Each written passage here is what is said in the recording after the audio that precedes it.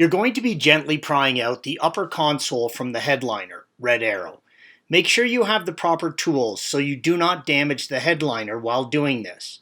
If you're planning on doing any work on the interior of your Mercedes, you really should seriously consider getting a set of trim removal tools. Pelican sells them.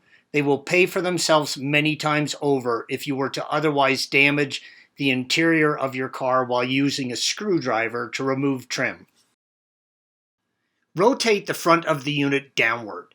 It will be held in place on two plastic hooks at the front of the assembly as indicated by the red arrows. You do not need to fully remove the console to change the bulbs. You can easily access the two bulb holders as shown in the next frame and indicated by yellow arrows while the unit is hanging from the hooks. Rotate the front of the unit downward. It will hold in place on the two plastic hooks at the front of the assembly as indicated by the red arrows.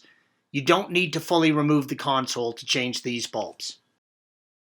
The bulb holders are simple twist-turn connections. There is no wiring connection you need to worry about as they make the electrical connection on the inside with the circuit board. Turn the bulb holder, red arrow, a quarter turn counterclockwise. Carefully remove the holder and the bulb from the console. The bulbs simply pull straight out from the holders. When replacing the bulbs, make sure not to touch them with your bare skin or dirty gloves. Oils from your skin or the gloves can cause hot spots on the bulb and diminish their life. Installation is the reverse of removal.